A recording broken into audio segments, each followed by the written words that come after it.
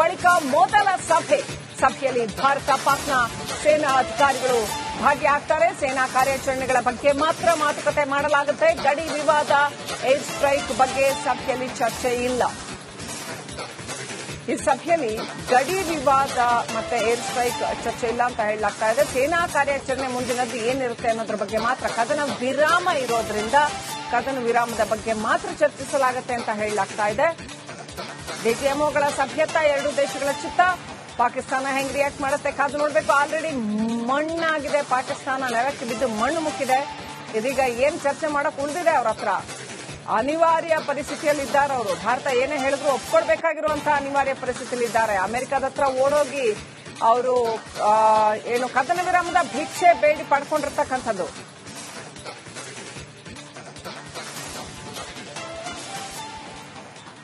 ಮಧ್ಯಾಹ್ನ 2:15 ಸೇನಾಧಿಕಾರಿಗಳು ಸುದ್ದಿಗೋಷ್ಠಿಯನ್ನು ನಡೆಸುತ್ತಾರೆ. ಡಿಜಿಎಂಒ ಸಭೆ ನಡೆಯುತ್ತೆ 12 ಗಂಟೆಗೆ. ಅದರ ನಂತರ ಮಧ್ಯಾಹ್ನ 2:15 ಸೇನಾ ಅಧಿಕಾರಿಗಳು ಸುದ್ದಿಗೋಷ್ಠಿ ನಡೆಸುತ್ತಾರೆ. ಆಪರೇಷನ್ ಸಿಂಧೂರದ ಬಗ್ಗೆ ಪ್ರೆಸ್ ಮೀಟ್ನಲ್ಲಿ ಎಲ್ಲ ಮಾಹಿತಿ ಸೇನೆಯ 3 ಪಡೆಗಳ ಮುಖ್ಯಸ್ಥರು ಮತ್ತೆ ಮಾಹಿತಿಯನ್ನು ಕೊಡ್ತಾರೆ ಅಂತ ಹೇಳಲಾಗ್ತಾ ಇದೆ. ಭಾರತದ ನಿಲುವೇನು, ಮುಂದೆ ಏನ್ ಮಾಡ್ತೀವಿ, ಯಾವ ಹೆಜ್ಜೆಯನ್ನ ಇಡ್ತೀವಿ, ಯಾರೇ ನಮ್ಮ ಮೇಲೆ ಯಾವುದೇ ತರದ ಅಟ್ಯಾಕ್ ಮಾಡಿದ್ರು ನಮ್ಮ ನಿಲುವೇನು ಅನ್ನುವಂಥದ್ದನ್ನ ಸೇನೆ ಹೇಳುತ್ತೆ. ಇನ್ನು ಪಾಕಿಸ್ತಾನದ ವಿಚಾರದಲ್ಲಿ ಭಾರತದ ಸ್ಪಷ್ಟ ನಿಲುವು ಏನು ಅನ್ನೋದನ್ನ 3 ಪಡೆಗಳ ಮುಖ್ಯಸ್ಥರು ಮಧ್ಯಾಹ್ನ ಹೇಳಲಿದ್ದಾರೆ. ಇನ್ನಷ್ಟು ಅಪ್ಡೇಟ್ ಪಡ್ಕೊಂಡು ನಮ್ಮ ಸಹೋದ್ಯೋಗಿ ರಂಜಿತ್ ಶಿರಿಯಾರ್ ಲೈವ್ ಕನೆಕ್ಟ್ ಆಗಿದ್ದಾರೆ. ರಂಜಿತ್, ಯಾವ ವಿಚಾರವನ್ನು ಕೂಡ ಮುಚ್ಚಿಟ್ಟು ಮಾಡುವಂತದ್ದಲ್ಲ ಭಾರತ, ಹೇಳಿ ಹೊಡೆಯುವಂತದ್ದು. ಇಂಥದ್ದು ಮಾಡ್ತೀವಿ, ಇದು ನಮ್ಮ ನಿಲುವು ಅಂತ ಹಾಗೆ ಮಾಡಿ ದಕ್ಕಿಸಿಕೊಳ್ಳಬಹುದಾದ ಸಾಮರ್ಥ್ಯ ನಮಗಿದೆ. ಆ ಥರದ ಒಂದು ತಯಾರಿ ದಶಕಗಳಿಂದ ಸಮರ್ಥ ನಾಯಕತ್ವದಿಂದಾಗಿ ನಡೆದಿದೆ ಭಾರತದಲ್ಲಿ.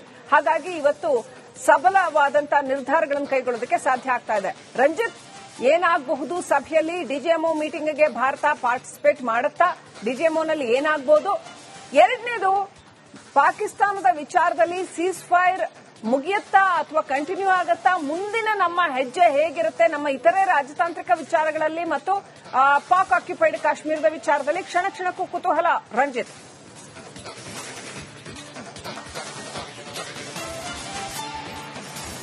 ಶ್ರೀಲಕ್ಷ್ಮಿ, ನಿರಂತರವಾಗಿ ಭಾರತೀಯ ಸೇನೆಯ ಕಾರ್ಯಾಚರಣೆ ಮತ್ತೆ ಭಾರತೀಯ ಸೇನೆ ಪಾಕಿಸ್ತಾನ ಸೀಸ್ ಫೈರ್ ಅನ್ನ ಉಲ್ಲಂಘನೆ ಮಾಡಿದಾಗ ತೆಗೆದುಕೊಂಡಂತ ಒಂದಿಷ್ಟು ಅಟ್ಯಾಕ್ಗಳು ಇದೆಲ್ಲವೂ ಕೂಡ ಬಹಳ ಪ್ರಮುಖವಾದ ಪಾತ್ರವನ್ನು ವಹಿಸಿವೆ.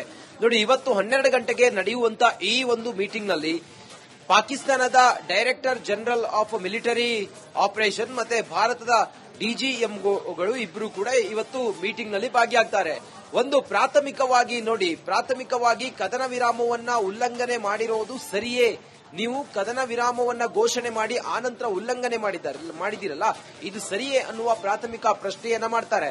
ಅದಾದ ನಂತರ ನೀವು ಗಡಿಯಲ್ಲಿ ಕೇವಲ ನಮ್ಮ ಸಿವಿಲಿಯನ್ಸ್ ಗಳನ್ನ ಅಟ್ಯಾಕ್ ಮಾಡ್ತಾ ಇರಿ, ಗಡಿ ಗ್ರಾಮದ ನಾಗರಿಕರನ್ನ ಅಟ್ಯಾಕ್ ಮಾಡ್ತಾ ಇದ್ದೀರಿ, ಇದು ಸರಿಯೇ ಅನ್ನೋದ್ರ ಬಗ್ಗೆಯೂ ಕೂಡ ಭಾರತೀಯ ಡಿಜಿಎಂಒ ಪಾಕಿಸ್ತಾನದ ಡಿಜಿಎಂಒ ಅವರನ್ನ ಪ್ರಶ್ನೆ ಮಾಡ್ತಾರೆ. ಮತ್ತೆ ಕೇವಲ ಸೈನಿಕರಿಗೆ ಮತ್ತೆ ಸೇನಾ ಕಾರ್ಯಾಚರಣೆಗೆ ಮಾತ್ರ ಸೀಮಿತವಾಗಿ ಈ ಒಂದು ಮೀಟಿಂಗ್ ನಡೆಯುತ್ತೆ ಹೊರತು ಅದರ ಹೊರತಾಗಿ ಯಾವುದೇ ರಾಜತಾಂತ್ರಿಕ ವಿಚಾರಗಳು ಇಲ್ಲಿ ಚರ್ಚೆ ಆಗೋದಿಲ್ಲ ಅನ್ನೋದು ಬಹಳ ಸ್ಪಷ್ಟವಾಗಿ ಮತ್ತೆ ಇಂಥದ್ದೊಂದು ವಿಚಾರ ಇದೆ. ನೋಡಿ, ಈ ಹಿಂದೆ ಭಾರತ ಮತ್ತು ಚೀನಾ ಗಲ್ವಾನ್ ಘರ್ಷಣೆ ಸಮಯದಲ್ಲಿ ಡಿಜಿಎಂಒಗಳು ಮೀಟಿಂಗ್ ಅನ್ನು ಮಾಡುವ ಮೂಲಕ ಭಾರತ ಮತ್ತು ಚೀನಾ ಗಡಿಯಲ್ಲಿ ಗಲ್ವಾನ್ ವಿಚಾರವಾಗಿ ಒಂದು ಶಾಂತಿಯನ್ನ ಕಾಪಾಡೋದಕ್ಕೆ ಎರಡೂ ಸೇನೆಯ ಮುಖ್ಯಸ್ಥರುಗಳು ಅಥವಾ ಈ ಡಿಜಿಎಂಒ ಅಧಿಕಾರಿಗಳು ಒಂದು ತಾರ್ಕಿಕವಾದಂತಹ ತೀರ್ಮಾನವನ್ನ ತೆಗೆದುಕೊಂಡಿದ್ರು. ಇದರಲ್ಲಿ ಯಾವುದೇ ರಾಜಕೀಯವಾದಂತಹ ಪ್ರಭಾವ ಇರೋದಿಲ್ಲ, ಸೈನ್ಯಕ್ಕೆ ಮತ್ತೆ ಸೇನೆಗೆ ಸಂಬಂಧಪಟ್ಟ ಹಾಗೆ ಮಾತ್ರ ಚರ್ಚೆಗಳಾಗುತ್ತೆ ಹೊರತು ಬೇರೆ ಯಾವುದೇ ಇಲ್ಲಿ ರಾಜಕೀಯವಾದಂತಹ ಒಂದಿಷ್ಟು ಯಾವುದೇ ಪ್ರಭಾವಗಳಿರೋದಿಲ್ಲ. ಸದ್ಯಕ್ಕೆ ಸಭೆ ನಡೆಯಲಿದೆ. ಕದನ ವಿರಾಮ ಘೋಷಣೆ ಬಳಿಕ ಮೊದಲ ಸಭೆಯಲ್ಲಿ ಭಾರತ ಪಾಕ್ನ ಸೇನಾ ಅಧಿಕಾರಿಗಳು ಭಾಗಿಯಾಗ್ತಾರೆ. ಸೇನಾ ಕಾರ್ಯಾಚರಣೆಗಳ ಬಗ್ಗೆ ಮಾತ್ರ ಮಾತುಕತೆ ಮಾಡಲಾಗುತ್ತೆ. ಗಡಿ ವಿವಾದ, ಏರ್ ಸ್ಟ್ರೈಕ್ ಬಗ್ಗೆ ಸಭೆಯಲ್ಲಿ ಚರ್ಚೆ ಇಲ್ಲ. ಈ ಸಭೆಯಲ್ಲಿ ಗಡಿ ವಿವಾದ ಮತ್ತೆ ಏರ್ ಸ್ಟ್ರೈಕ್ ಚರ್ಚೆ ಇಲ್ಲ ಅಂತ ಹೇಳಲಾಗ್ತಾ ಇದೆ. ಸೇನಾ ಕಾರ್ಯಾಚರಣೆ ಮುಂದಿನದ್ದು ಏನಿರುತ್ತೆ ಅನ್ನೋದ್ರ ಬಗ್ಗೆ ಮಾತ್ರ, ಕದನ ವಿರಾಮ ಇರೋದ್ರಿಂದ ಕದನ ವಿರಾಮದ ಬಗ್ಗೆ ಮಾತ್ರ ಚರ್ಚಿಸಲಾಗುತ್ತೆ ಅಂತ ಹೇಳಲಾಗ್ತಾ ಇದೆ. ಡಿಜಿಎಂಒಗಳ ಸಭ್ಯತ ಎರಡೂ ದೇಶಗಳ ಚಿತ್ತ. ಪಾಕಿಸ್ತಾನ ಹೆಂಗ್ ರಿಯಾಕ್ಟ್ ಮಾಡುತ್ತೆ ಕಾದು ನೋಡಬೇಕು. ಆಲ್ರೆಡಿ ಮಣ್ಣಾಗಿದೆ ಪಾಕಿಸ್ತಾನ, ನೆಲಕ್ಕೆ ಬಿದ್ದು ಮಣ್ಣು ಮುಕ್ಕಿದೆ. ಇದೀಗ ಏನ್ ಚರ್ಚೆ ಮಾಡಕ್ ಉಳಿದಿದೆ ಅವ್ರ ಹತ್ರ? ಅನಿವಾರ್ಯ ಪರಿಸ್ಥಿತಿಯಲ್ಲಿದ್ದಾರೆ ಅವರು. ಭಾರತ ಏನೇ ಹೇಳಿದ್ರು ಒಪ್ಕೊಳ್ಬೇಕಾಗಿರುವಂತಹ ಅನಿವಾರ್ಯ ಪರಿಸ್ಥಿತಿಯಲ್ಲಿದ್ದಾರೆ. ಅಮೆರಿಕದ ಹತ್ರ ಓಡೋಗಿ ಅವರು ಏನು ಕದನ ವಿರಾಮದ ಭಿಕ್ಷೆ ಬೇಡಿ ಪಡ್ಕೊಂಡಿರ್ತಕ್ಕಂಥದ್ದು.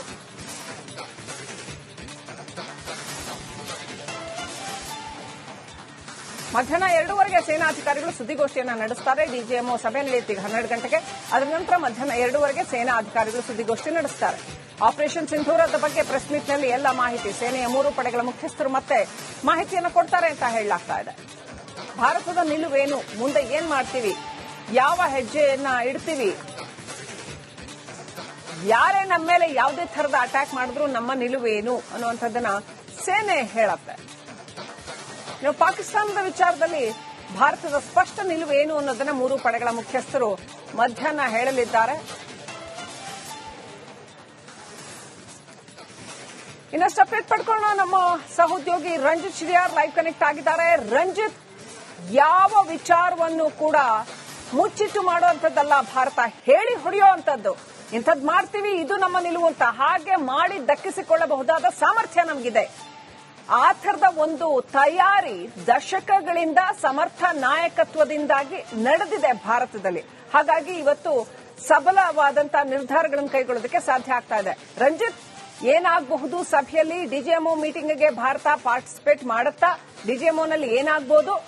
ಎರಡನೇದು, ಪಾಕಿಸ್ತಾನದ ವಿಚಾರದಲ್ಲಿ ಸೀಸ್ ಫೈರ್ ಮುಗಿಯುತ್ತಾ ಅಥವಾ ಕಂಟಿನ್ಯೂ ಆಗುತ್ತಾ? ಮುಂದಿನ ನಮ್ಮ ಹೆಜ್ಜೆ ಹೇಗಿರುತ್ತೆ? ನಮ್ಮ ಇತರೆ ರಾಜತಾಂತ್ರಿಕ ವಿಚಾರಗಳಲ್ಲಿ ಮತ್ತು ಪಾಕ್ ಆಕ್ಯುಪೈಡ್ ಕಾಶ್ಮೀರದ ವಿಚಾರದಲ್ಲಿ ಕ್ಷಣ ಕ್ಷಣಕ್ಕೂ ಕುತೂಹಲ. ರಂಜಿತ್,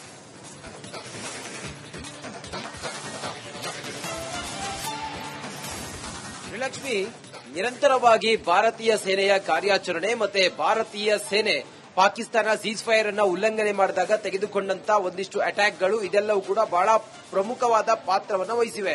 ನೋಡಿ, ಇವತ್ತು 12 ಗಂಟೆಗೆ ನಡೆಯುವಂತ ಈ ಒಂದು ಮೀಟಿಂಗ್ ನಲ್ಲಿ ಪಾಕಿಸ್ತಾನದ director general of military operation ಮತ್ತೆ ಭಾರತದ ಡಿಜಿಎಂಒಗಳು ಇಬ್ರು ಕೂಡ ಇವತ್ತು ಮೀಟಿಂಗ್ ನಲ್ಲಿ ಭಾಗಿಯಾಗ್ತಾರೆ. ಒಂದು ಪ್ರಾಥಮಿಕವಾಗಿ ಕದನ ವಿರಾಮವನ್ನ ಉಲ್ಲಂಘನೆ ಮಾಡಿರೋದು ಸರಿಯೇ, ನೀವು ಕದನ ವಿರಾಮವನ್ನ ಘೋಷಣೆ ಮಾಡಿ ಆನಂತರ ಉಲ್ಲಂಘನೆ ಮಾಡಿದಿರಲ್ಲ, ಇದು ಸರಿಯೇ ಅನ್ನುವ ಪ್ರಾಥಮಿಕ ಪ್ರಶ್ನೆಯನ್ನ ಮಾಡ್ತಾರೆ. ಅದಾದ ನಂತರ ನೀವು ಗಡಿಯಲ್ಲಿ ಕೇವಲ ನಮ್ಮ ಸಿವಿಲಿಯನ್ಸ್ ಗಳನ್ನ ಅಟ್ಯಾಕ್ ಮಾಡ್ತಾ ಇರಿ, ಗಡಿ ಗ್ರಾಮದ ನಾಗರಿಕರನ್ನ ಅಟ್ಯಾಕ್ ಮಾಡ್ತಾ ಇದ್ದೀರಿ, ಇದು ಸರಿಯೇ ಅನ್ನೋದ್ರ ಬಗ್ಗೆಯೂ ಕೂಡ ಭಾರತೀಯ ಡಿಜಿಎಂಒ ಪಾಕಿಸ್ತಾನದ ಡಿಜಿಎಂಒ ಅವರನ್ನ ಪ್ರಶ್ನೆ ಮಾಡ್ತಾರೆ. ಮತ್ತೆ ಕೇವಲ ಸೈನಿಕರಿಗೆ ಮತ್ತೆ ಸೇನಾ ಕಾರ್ಯಾಚರಣೆಗೆ ಮಾತ್ರ ಸೀಮಿತವಾಗಿ ಈ ಒಂದು ಮೀಟಿಂಗ್ ನಡೆಯುತ್ತೆ ಹೊರತು ಅದರ ಹೊರತಾಗಿ ಯಾವುದೇ ರಾಜತಾಂತ್ರಿಕ ವಿಚಾರಗಳು ಇಲ್ಲಿ ಚರ್ಚೆ ಆಗೋದಿಲ್ಲ ಅನ್ನೋದು ಬಹಳ ಸ್ಪಷ್ಟವಾಗಿ ಮತ್ತೆ ಇಂಥದ್ದೊಂದು ವಿಚಾರ ಇದೆ. ನೋಡಿ, ಈ ಹಿಂದೆ ಭಾರತ ಮತ್ತು ಚೀನಾ ಗಲ್ವಾನ್ ಘರ್ಷಣೆ ಸಮಯದಲ್ಲಿ ಡಿಜಿಎಂಒಗಳು ಮೀಟಿಂಗ್ ಅನ್ನ ಮಾಡುವ ಮೂಲಕ ಭಾರತ ಮತ್ತು ಚೀನಾ ಗಡಿಯಲ್ಲಿ ಗಲ್ವಾನ್ ವಿಚಾರವಾಗಿ ಒಂದು ಶಾಂತಿಯನ್ನ ಕಾಪಾಡೋದಕ್ಕೆ ಎರಡೂ ಸೇನೆಯ ಮುಖ್ಯಸ್ಥರುಗಳು ಅಥವಾ ಈ ಡಿಜಿಎಂಒ ಅಧಿಕಾರಿಗಳು ಒಂದು ತಾರ್ಕಿಕವಾದಂತಹ ತೀರ್ಮಾನವನ್ನ ತೆಗೆದುಕೊಂಡಿದ್ರು. ಇದರಲ್ಲಿ ಯಾವುದೇ ರಾಜಕೀಯವಾದಂತಹ ಪ್ರಭಾವ ಇರೋದಿಲ್ಲ, ಸೈನ್ಯಕ್ಕೆ ಮತ್ತೆ ಸೇನೆಗೆ ಸಂಬಂಧಪಟ್ಟ ಹಾಗೆ ಮಾತ್ರ ಚರ್ಚೆಗಳಾಗುತ್ತೆ ಹೊರತು ಬೇರೆ ಯಾವುದೇ ಇಲ್ಲಿ ರಾಜಕೀಯವಾದಂತಹ ಒಂದಿಷ್ಟು ಯಾವುದೇ ಪ್ರಭಾವಗಳಿರೋದಿಲ್ಲ.